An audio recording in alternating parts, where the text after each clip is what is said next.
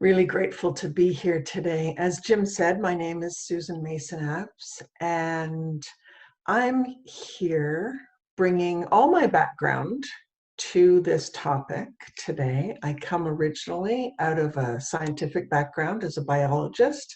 I'm also an energy healer and a spiritual practitioner or teacher as well. So I bring all these pieces together in what we're going to talk about today. And so much of what we're facing today is about the unknown. And a lot of us are questioning, when's the normal coming back? What's our new normal going to be? Is there actually a new normal to come? And the confusion that we're all dealing with in the stress and the fear is a very real thing. So the 7 magical life principles, I want to focus them specifically on the times that we're in here. And these principles arose out of my own personal life journey, my own spiritual journey, the digging into who am I, like Sue was just talking about. Who am I really underneath all of this? And what really makes me tick? So the first principle that I really stumbled upon, and it was really a principle that I just started applying in my life.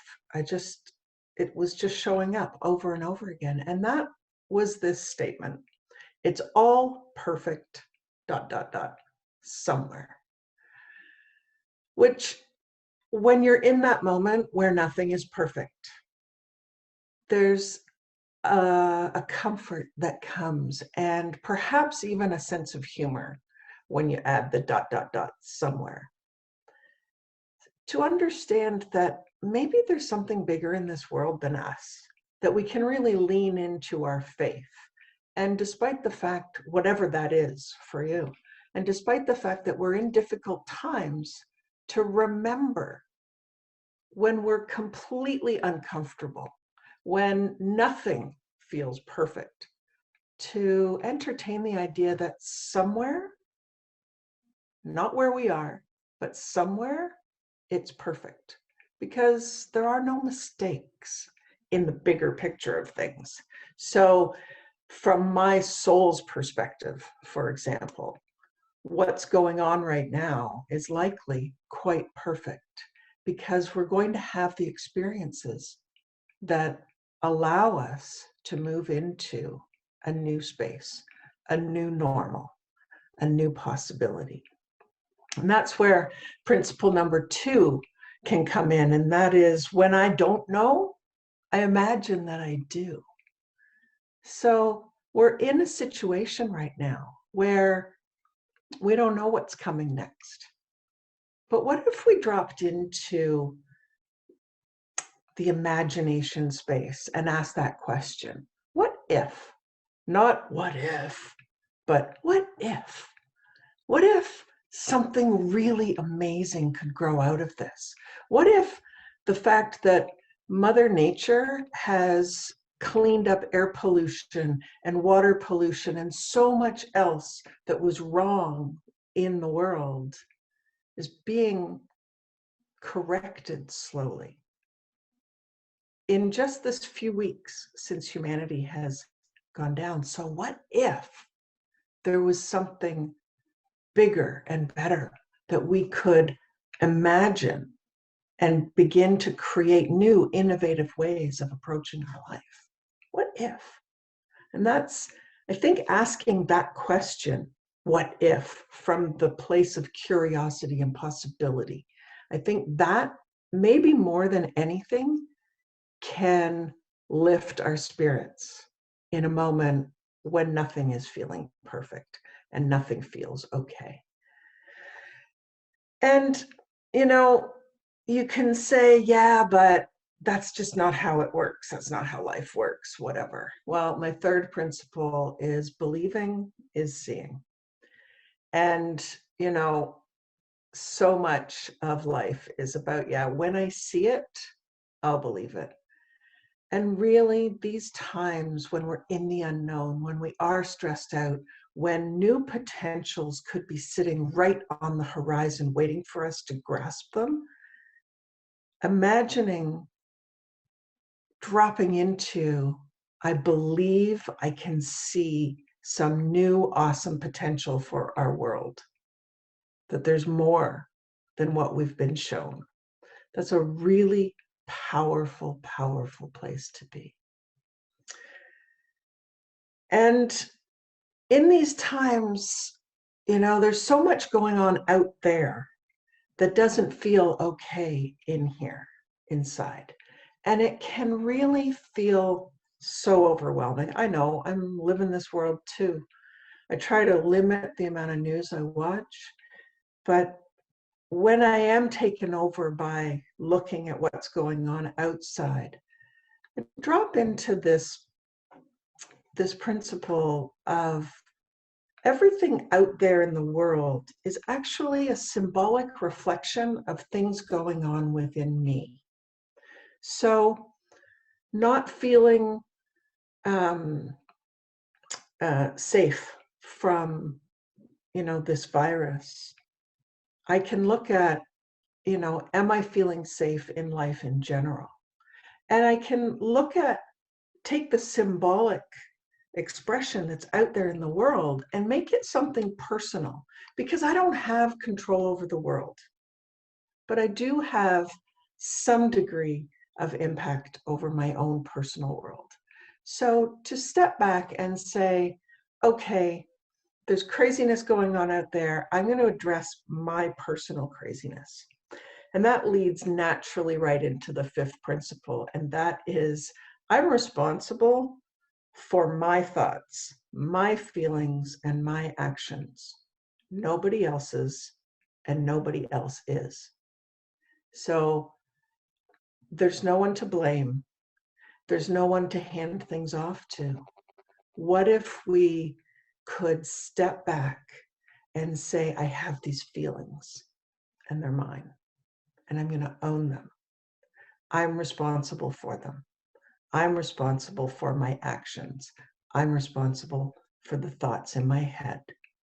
What if I step back and say, if I really was, would I still be thinking this nasty, negative thought, or would I replace it with something much more empowering and uplifting and joyful? We have that choice. And then perhaps being trained, educated in my life as a biologist, I think this is the one that perhaps surprised me the most when it showed up in my awareness. And that is, I am a part of nature. We all are.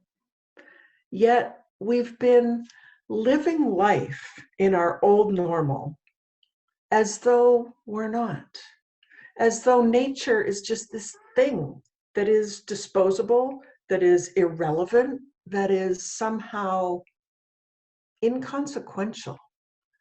And I really hope that our new normal puts the fact that we are a part of nature front and center.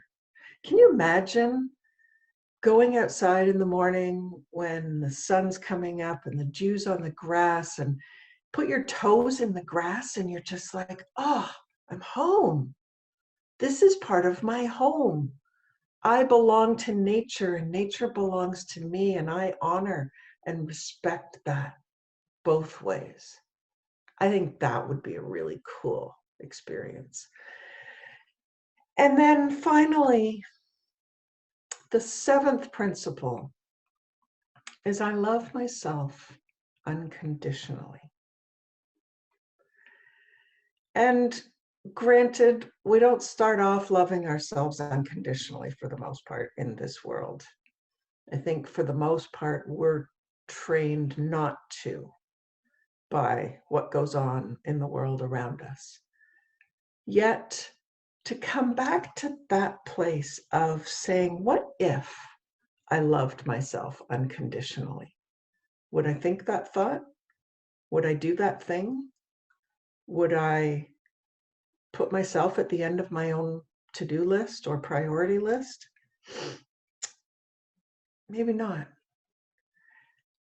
Again, putting the what if I loved myself unconditionally is a great way to bridge from where we may be at the beginning to where we can head to when we do fully love ourselves unconditionally. Each one of those, and I'll just briefly run through them again. It's all perfect, ... somewhere. When I don't know, I imagine that I do. That opens up the creativity, like poof, making room for the idea that believing is seeing. To understand that what we see out there in the world is a reflection of something within us. And it's our opportunity to explore that and find that for ourselves. And number 5, the idea that I'm responsible for my thoughts, my feelings, and my actions. Nobody else's, and nobody else is. That, I could talk for an hour on that one. And the idea that you're a part of nature, reconnect to nature, and plug back in to the real energy, not the processed electrical stuff. And then loving ourselves unconditionally. What a huge opportunity will be waiting for us when we can do that. So I'd like to take a few minutes now to kind of expand on these ideas and integrate them into something that is really near and dear to my heart. And that is, can you imagine a world without fear? Or put another way, can you imagine a world where we really based things in love? Can you imagine that when you got up to try something new, the first thought wasn't, oh my God, I'm going to be so embarrassed? What if the first thought was, wow, I wonder how I'm going to do at this? I can hardly wait till I can practice and get really good. There's so many subtle fears that we don't even acknowledge as fears that infiltrate and wind their way through our life. And we build a life basically on a foundation of fear, competition, and separation. Being separate. Oh my God, I'm afraid I'm alone. It's a fear. Oh my God, I'm not good enough. I'm not going to be able to compete in the marketplace or, wherever it is in life. I'm just not good enough. What if we could invite fear to step aside? What if, as part of our new normal, evolving ourselves into something bigger and better than what we were prior to this event, what if inviting fear to move aside could make way for our true nature? And our true nature is love. Our true nature is kindness and caring. We've all seen it happening around us, I'm sure. Pictures in the windows of people's houses with beautiful drawings and signs outside of restaurants, one down the road from me that says, be nice to each other, take care of each other. So we'll just bring it back all together. The 7 magical life principles can support you in your day-to-day life to elevate yourself to living the life that maybe your heart has been asking you to live. And these principles can support you without judgment to step into helping to create your new normal. Thank you so much.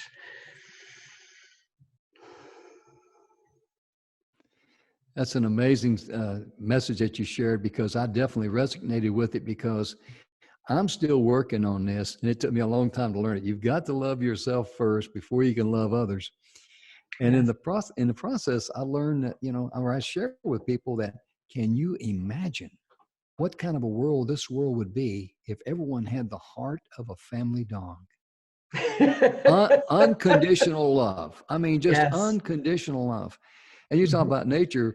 If it's okay, I share a little story with you. Yes. Yeah. We had been in the middle of a drought for 2 years, and I was still running my manufacturing business. And I got up one morning. I had some problems, and I was, they were grinding at me from the night. And so I got out early in the morning. It was before first light, and I'm drinking a cup of coffee. I'm standing there enjoying myself, being miserable, and a clear thought came to my mind. Wasn't no booming voice or anything. If it was a booming voice, it'd be like, "Hey, Moron, it's JC. Me and Big Daddy need to talk to you." But a clear thought came to my mind that early morning. Says, "Do you hear the birds singing?" And I stopped and I listened to the morning birds. And like I said, we'd been in a drought for 2 years. And as I listened to the birds, the other thought that came to my mind is, even they will sing in the middle of a drought. And it really brought me down to reality. Mhm. And your message there about, you're part of nature, and, and love yourself and all that. I was just picking up on that left and right. And we're almost out of time. But before we go, would you be so kind as to share your website and your email address with us, please? Yes, thank you. My website is magicallifeinstitute.com. And my email address is susan@magicallifeinstitute.com. And when you go to the website, there is a freebie, which is the 7 magical life principles, so that you can have them to support you in your day-to-day life in your specific way that they can support you.